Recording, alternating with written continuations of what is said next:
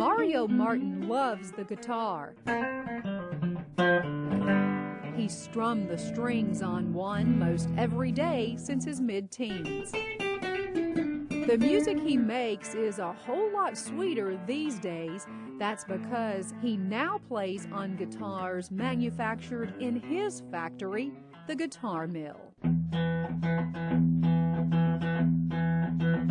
We cater to the collector or professional who's looking for something completely hand-built. Sometimes people ask for something that is real basic, real vintage, and of course we can do that, no problem. Sometimes they ask for something that's really highly embellished and something way over the top, and of course we can do that too. It just depends on how far they want to go. The Guitar Mill wasn't always in downtown Murfreesboro. In fact, it started out in the home Mario shares with his wife Shannon and their two girls, Lainey and Jana.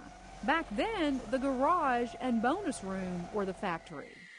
We started cutting out body blanks, which are, just square pieces of wood where you can route out a body. Then we started making the guitar bodies. We've progressed. Obviously now what we do is we make everything, all the components for the guitar, the neck and the body. We do the finish work here. There's binding to be done, final assembly, anything like that, we do it. We really are a full-service guitar custom shop in I guess the truest sense of the word. One of the types of finishes that's steadily growing in popularity is called the distressed look, or relicking as it's often called in the guitar making business. Now, believe it or not, this is a brand new guitar, but workers have spent many, many hours doing what they can to make it look old. In fact, if you flip it over, it even feels like somebody's been playing it for years and years. And the good thing about it is the average person will probably never be the wiser. Making guitars was never Mario's dream. He planned on becoming a country music star. There's a large mouth on the line. The Georgia native got a record deal in the early 90s, cut a CD, played the Opry, went on tour, wrote some songs, all the things he dreamed about as a kid. But the day came in 1996 when that dream started fading. I started working for Gibson Guitars. I needed a day job because the music wasn't paying the bills, and I felt like, well, I'll do something that's some way, shape, or form related to the music business, something I'm interested in. I worked over there for about 3 years. I started to get a little bit bored because it was a large factory type setting. I wanted to do more of everything.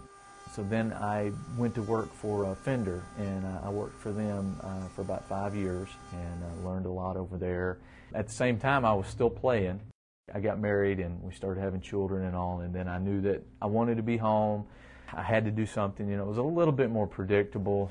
My wife and I made the decision that we wanted to do a sort of a home-based business. And they've never looked back. But Mario can't help but giggle just a little bit when he thinks about where life has taken him. He never, ever in his wildest dream imagined he'd be making guitars. I can't say that I figured all this out and this is my direction I wanted to go, but it's very similar to what I did, say, at age 15 when I was fronting a band. I felt like all that has definitely benefited me as to do what I'm doing now when I come in here and kind of make sure everything's going right and lead the band, so to speak, here as well. I'm happy doing this. I feel not only happy, that's pretty generic, but I feel privileged and blessed to be able to come in here every day and be able to do this for a living, for a job. No, it don't get much better than this.